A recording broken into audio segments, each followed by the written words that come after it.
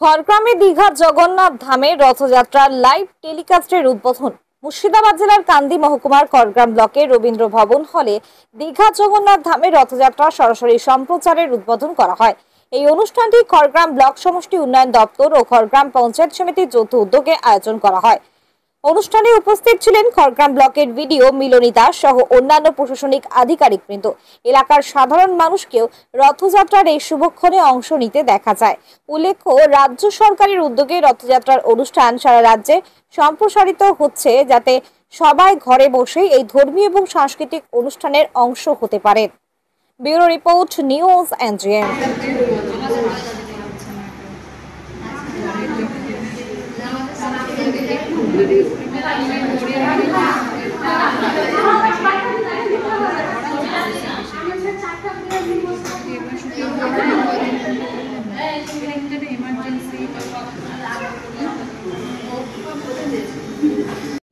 দীঘার জগন্নাথ ধামের রথযাত্রা শুভ উদ্বোধন হচ্ছে।